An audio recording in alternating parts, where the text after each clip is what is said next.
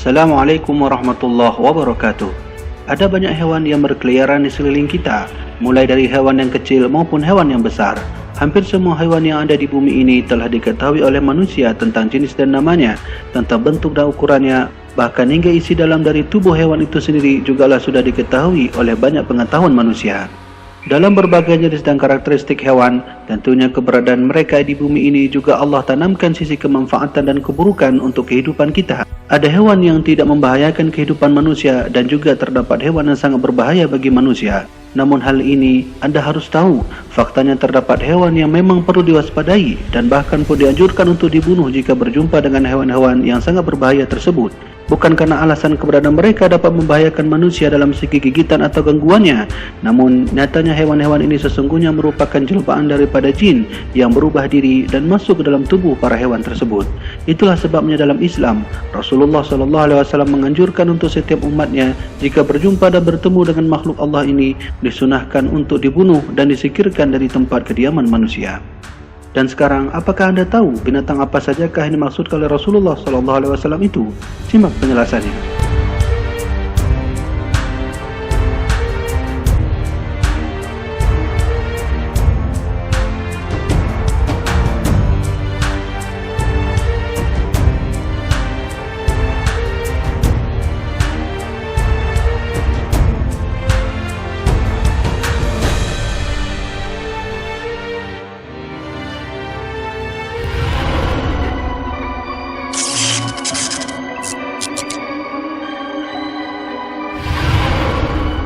Pertama, anjing. Hampir rata-ratanya jin banyak mewujudkan diri seperti anjing, dan tidak jarang juga sesungguhnya anjing itu adalah jin. Namun tidaklah semua anjing adalah jin, akan tetapi terdapat beberapa jenis anjing yang sudah pasti adalah jin. Jenis anjing ini biasanya mereka berwarna hitam legam dengan dua bulatan putih di atas dua matanya. Demikianlah yang dijelaskan oleh jin muslim yang berasal dari India bernama Mustafa. Jin ini memberi pengakuan sebagai berikut. Secara keseluruhan, ia merupakan himpunan dari salah satu jin, akan tetapi yang berwarna hitam legam dengan dua bulatan putih di atas dua matanya adalah jin sangat jahat yang boleh dibunuh. Kalau engkau melihat anjing seperti itu, jangan kau biarkan, bunuh saja. Berkenaan tentang hal ini, Rasulullah dalam sebuah hadis yang diriwayatkan oleh Imam Ibnu Az-Zubair dari Jabir bin Abdullah, beliau berkata, Rasulullah SAW memerintahkan kami untuk membunuh anjing, sampai-sampai ada seorang wanita yang datang dari dusun dengan membawa anjingnya, yang kemudian kami bunuh. Kemudian Nabi SAW melarang kami membunuh anjing, seraya mengatakan, bunuhlah yang hitam legam dengan dua titik putih di atas matanya, sebab dia adalah setan.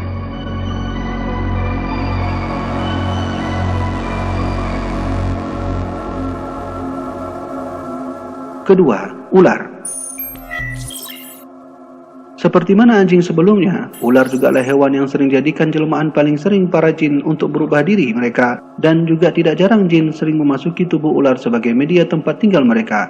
Dan yang perlu diketahui di sini, tidaklah semua ular adalah jin, namun terdapat beberapa ular yang pasti adalah jin. Ular yang dimaksudkan di sini adalah ular yang dalam bahasa hadis disebut dengan al-abtar, dan ular yang satunya disebut dengan zu al-tifyatain. Mengenai dua ular tersebut, Rasulullah SAW bersabda dalam hadis riwayat Imam Bukhari sebagai berikut.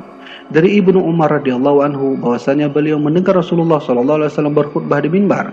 Rasulullah SAW pernah bersabda, bunuhlah ular, bunuhlah dzu at-tifyatain dan al-abtar, sebab kedua binatang itu menyembur mata dan mengungurkan kandungan. Di dalam Sahih Bukhari juga diriwayatkan bahwa Nabi Muhammad SAW memerintahkan para sahabat membunuh ular, dan sesudah itu melarang membunuh ular yang menghuni rumah, sebab mereka adalah jin-jin yang menetap di rumah-rumah itu. Dalam kitab Fathul Bari, Ibnu Hajar pernah berkata, adapun perkataan Nabi yang berbunyi bunuhlah zu at-tifyatain adalah ular yang mempunyai dua garis putih di punggungnya. Ibnu Abi Dzar mengatakan, disebutkan bahwa Zutifyatain adalah sejenis ular yang mempunyai dua garis putih di punggungnya, sedangkan al-abtar adalah ular buntung atau tidak berekor.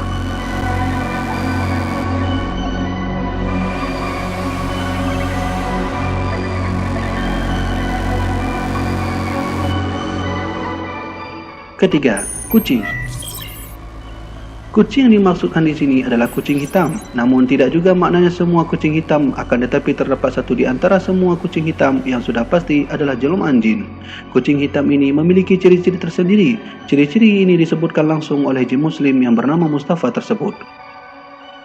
Kucing hitam lazimnya adalah setan, sedangkan berwarna lain kemungkinan juga merupakan penjelmaan jin, khususnya jin-jin perempuan yang memang sangat senang menampakkan diri dalam bentuk kucing-kucing yang indah dan yang putih warnanya.